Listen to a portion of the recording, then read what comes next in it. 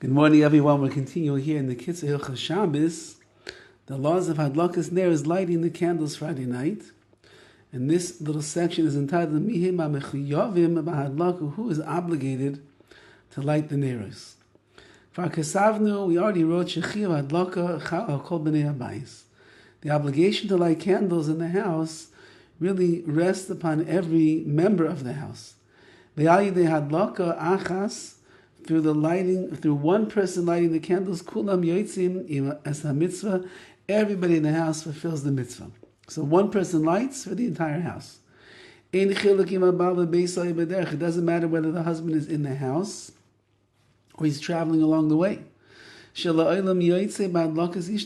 He is always going to be fulfilled his obligation with the lighting of his wife. For example, if the husband is traveling that Shabbos and he's not home, but his wife lights the neighbors at home, so he's going to fulfill his obligation there. So too, if she's traveling and the husband lights in the house, she fulfills her obligation with the lighting of the husband. Because nevertheless, the candle is burning in the house, and that's the main thing. We'll move on. It's understood if both of them are traveling, but they're not together. He's being somewhere for Shabbos, and she's someplace else for Shabbos, and neither of them are at home. In that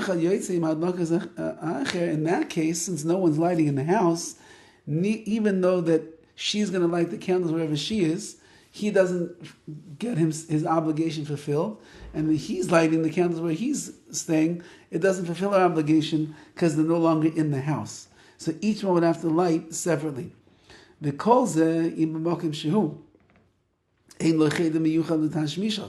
All of this is if in the place where they're staying, they don't have like their own private room to do their stuff. Which means that what? They're eating together with the balabais, with the house where they are in. Maybe they're staying in a private room, but they're just sleeping there, and they eat the meals, of course, in the dining room with everybody else. Since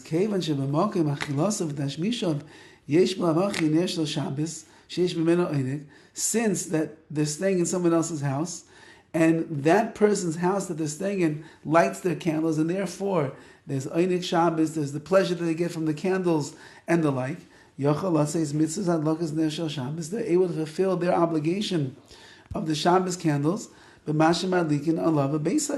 which the people whose home they're staying in is lighting the candles. So since I'm staying someplace else, says the KITZUR HILCHOS over here, and I don't have per se someone that is lighting the candles in my own house, therefore I can fulfill my obligation through them. The same thing applies to the woman as well. However, if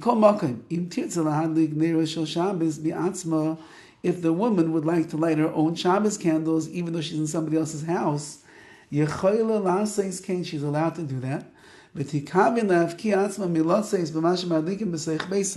And therefore she should have in mind that even though that the balabayis of this house is lighting their candles, she should have in mind that she does not want to fulfill her obligation of Adlakas Neros through the lighting of the woman of this house.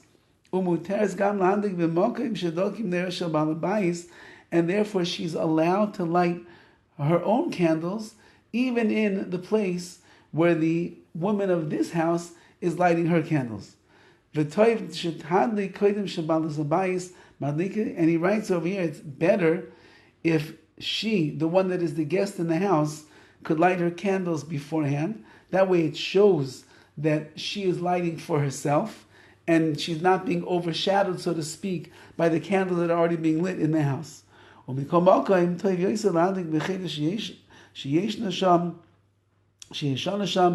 It would be better if she could light her candles in the room where she's sleeping, and that way she can have hana, she can have benefit and pleasure from them at night. I don't believe that is the minhag, that is the custom. When you are staying by somebody else's house and you're going to light your candles, even if you have your own private bedroom, most women will end up lighting by the dining room table where the woman of the house is lighting her candles. However, he writes, if she has a room that she can do all of her own activities there, for example, let's say they have a beautiful guest room, or let's say a back house where you're staying and there's a table and there's chairs and therefore you can do other stuff there besides your sleep. As yadlik ba'atzmai v'lo yismach al adlakas beisa. In that case, then you should light on your own and don't rely upon the lighting of the house, because you have your own place and therefore that obligates you in lighting the candles. So a little bit complicated over here, exactly how it's going to work out.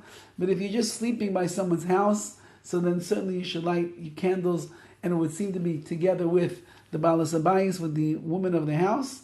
If you would like to, you can actually light in your room, so that when you come back to sleep that night, the candles are there. And if you have your own special room where you can do other things besides sleeping, couch, table, chairs, you can eat there, you can schmooze there, you can work there.